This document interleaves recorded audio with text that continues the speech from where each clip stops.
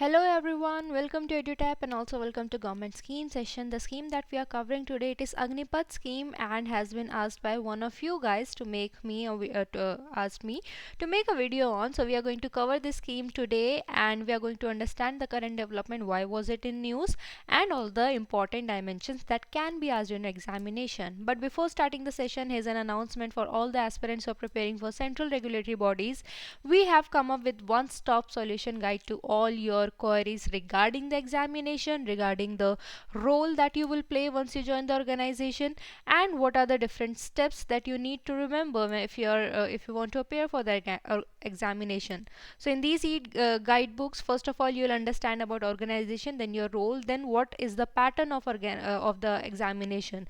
Are you eligible or not? What is the eligibility criteria? What are the different phases? What is the syllabus that is asked? What is the pattern? And all such queries. So you should not miss this opportunity, and you can download these e-good guidebooks from the link that is present in the description box below. Now let's come to this session, that the topic, that is Agnipath. So basically what is the thing in Agnipath? See, in army or Air Force or Navy, any defense services that we are talking about, so there are two entries. One is officer entry, one is normal entry. Okay, so which is non-officer entry. Okay, so this scheme, first of all, it is for non-officer entry and not for the officer one. Okay, now what is the thing? So we know that for non-officer entry there is one rally that take place, right? You have to meet some physical standards, and there's a written examination that takes place, and then you join the organization. While in officer, first you have to give written, then there's SSB medical, and then you have to go. So in non-officer, what the aim now of the government was, government realized that in defense sector, because see, we have to become atmanirbhar, we have to focus on defense services, especially when we have notorious neighbors with us. So for that, there was the right use of money that is used in defense, the right allocation should be there. So what the government, they realized that a lot of money is spent on the salary and pension. Okay, and secondly, it was observed that we need young men and women, we need young army, so that we can tackle with the extreme situations. So two things: first of all, a lot of money was spent in pension, because somebody is dedicating his 30 years to army. Of course their pension that should be given, and government has to contribute in that. Along with that, with every promotion, the salary, it also increases, right? So for that also money has to be given. So for that, a lot of money was spent, and because it's a human body, and it's natural that it will lose its strength after a certain time period, right? So that is why government, they wanted young army, and that is why they revamped the non-officer entry for the defense services, and they came up with Agnipath scheme. And here now we will understand all the criteria, but this was the basic notion that you needed to understand, and I hope that is clear. Okay, so we'll start with the launcher. We'll look at the launcher of the scheme, but before, let me just rub this so that you have a better understanding. So see, the launcher of this particular scheme, it is year 2022. So this scheme was launched last year only, and it falls under the Ministry of Defense. Okay, and what is the aim? So the aim is first to have a youthful profile of the armed forces. That's what government says, and also to motivate patriotic and motivated youth to serve the armed forces. Because if somebody, they want to serve the nation, but not longer, not for a longer period, just so this in this scheme the time period is quite short, so they can enroll themselves under the scheme. And here, of course, the government cannot mention the pension and the expenditure thing, right? So that is why the government has come up with these two aim, but we know that that was also one of the challenges that the government was facing. Eligibility criteria: all Indian nations, if you are a citizen of India, you are eligible, but there's an age limit. You should be between 17.5 years to 21 years. Now some of you may have heard of 23 years. So basically, see what happened when this scheme was enrolled. Before that, the maximum age limit was 23 years. So many many youth in India, they were preparing for such rallies, because these rallies have been state wise. So now what happened, for the first time when this scheme was enrolled and the age limit was decided 21 years, so that was very unfair for the youth that was 22 or 23 years of age, who were preparing for joining the defense services, and they were waiting for the rally to arrive, to come. Okay, so that is why for only 1 year, that was a special condition, that only for the first time of this Agnipath rally, the age limit was 17.5 years to 23 years, to be fair to those youth who were preparing for the rallies. But the age limit, so what does it mean, that for 1 year it was a criteria, but from next year onward it was 17.5 to 21 years. So the static basic dimension is 17.5 to 21 years. And medical standards, when we talk about that, see, in armed forces, basically main we have army, Air Force and Navy. So for every type of services, there are different criterias. So medical standards will be according to which rally you are going to, or which defense services you want to join. Now let's look at key features. So youth selected under the scheme, they will be called Agniveers. Agnipath is the name of the scheme, and the youth that will be selected under the soldiers will be known as what, they will be called Agniveers. Engagement period is quite short, that is 4 years. Okay, so that we always have youth, young army. But there's also one criteria, that not all will be replaced, but maximum of 25% Agniveers will be inducted in regular cadre. What does it mean? That if for example, if 100 Agniveers were selected, so maximum up to 25 of Agniveers, they can continue with the services, while rest 75, they will be sent back to the civilian world. Okay, so engagement period is 4 years, and up to 25% Agniveers, they will be conducted into the regular cadre. During the engagement period, all of what is the engagement period, that is 4 years, medical and CSD facility will be available, or canteen facility, or any facility that is provided to a soldier, everything will be provided to them, even if they are just for 4 years. Okay, now let's look at pay and allowance. First we'll understand pay, and then we'll look at allowance. So what is the pay? So rupees 30,000 per month for first year. So for 4 year, we know they will be inducted in the armed force services, right? So first year they'll get 30,000 per month. Okay, and then there is a fixed yearly increment. In second year they will get 33,000 per month, then it is 36,500 per month, and finally it is 40,000 per month that they will be getting in the fourth year of their services. Okay, and now if you talk about allowance, so risk and hardship, dress, travel allowance will be paid. Risk and hardship, for example, if they are at high LT, they are posted at high altitude, maybe Srinagar or Siachen or etc., so they'll get those allowance. There are additional allowance that the army or any services they get, the soldiers, the officers, they get. So everything will be paid to them, and travel allowance will also be given.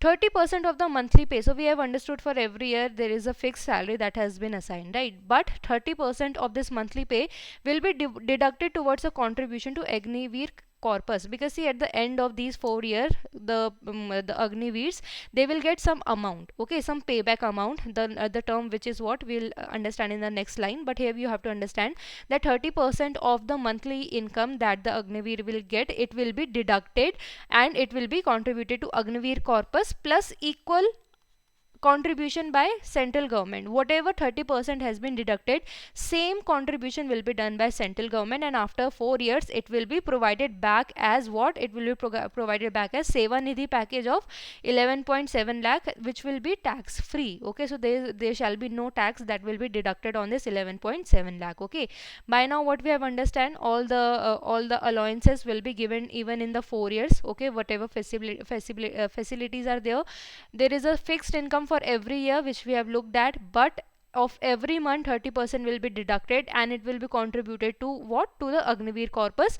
But whatever percent is deducted, whatever amount is deducted, equal will be contributed by central government to individual Agniveers, and on existing 4 years there will be a Seva Nidhi package. Okay, so Seva is basically the service that has been provided, and Nidhi is money. Okay, so whatever this amount, you can say as a payback, that okay, now if you want to start something of your own, you can start with this money, or you can invest this money in that. Okay, so after 4 years this Seva Nidhi is given.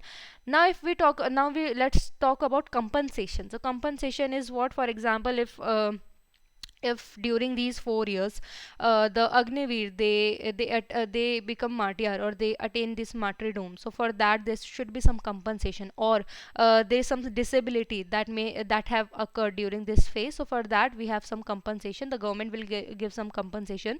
So in case of if the soldiers they become martyr, they are martyred, so in such cases non-contributory life insurance cover of 48 lakh, so 48 lakh will be given. Now you have to understand why is it written non-contributory, because in Seva Nidhi, which is 11.7 lakh that we have looked at, in that the Agniveer were also contributing in indirect manner, because 30% of the salary was being deducted, but here they are not contributing anything, but government shall give that 48 lakh. Okay, and on additional ex gratia is something that is done as a moral obligation, it is not legally bind, but someone do out that as a moral obligation, and additional along with this 40 lakh additional ex gratia of 44 lakh of death attributes to services will be provided. Okay, and pay for unserved portion up to 4 years. What does it mean? That for example, if a particular Agniveer achieves this martyrdom at second year, so still 2 years are remaining, so for that remaining portion of the services,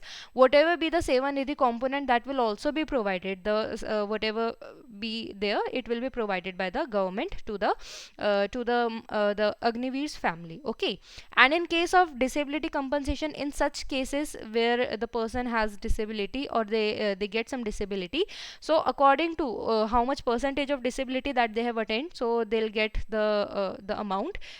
For 50% of disability, it is 15 lakh. For 75% disability, it is 25 lakh. And for 100% disability, it is 44 lakh. So in such case, the person is alive, the Agniveer is alive, but they are 100% disabled. In such cases, 44 lakh will be provided to the Agniveer family. Okay, so this was all about the scheme. And the news of 16th January 2023 is PM addresses first batch of Agniveer. So first batch of Agniveer rally has been done. The Agniveers have been inducted. So that was the first batch meeting of PM with the Agniveers. This was in news and this was all about the scheme. I hope everything is clear. So here's a question for you all regarding the scheme. I hope you will attempt that. You comment it down and we'll see the toppers of the in the next session. Just like these are the toppers who gave the right answer in the previous session. So I asked about that what is the export obligation, right, in case of the export promotion capital goods scheme that we have studied. So Divya Amu said the right answer. Okay, that is 6 times needed to be completed within 6 years. Rahul also said the right answer. Okay, and then we have Satish saying the right answer, and he also says that could I explain the news that was in it? I'll just explain in the next slide. And Sora also said the right answer.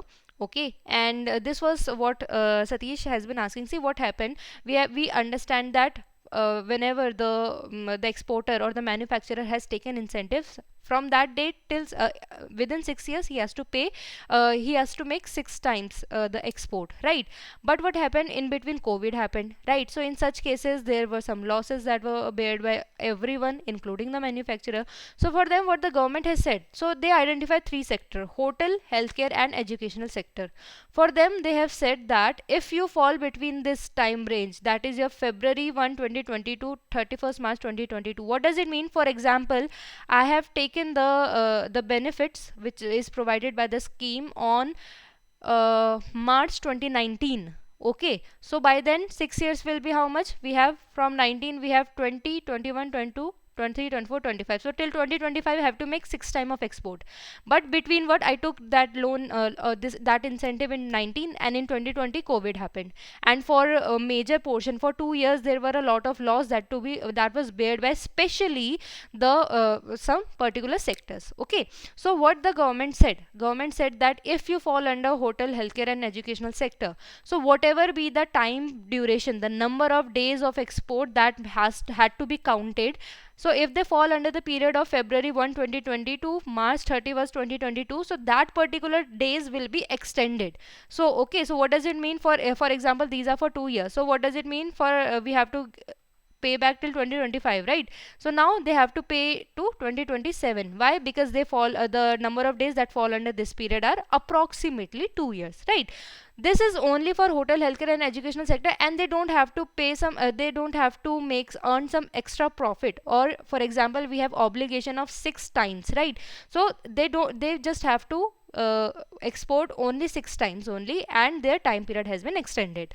While in case of other sectors apart from hotel and healthcare and educational, for them what has been said, for them timeline has been given February 1st 2020 to 31st July 2021. First of all, we have to look at this is till 2022, this is till 2021. Okay, so for the rest of the sector, this time period is given, and whatever be the number of days that will fall under this, those number of days will be further extended beyond the pre-specified 6 years. Okay, I hope this is clear.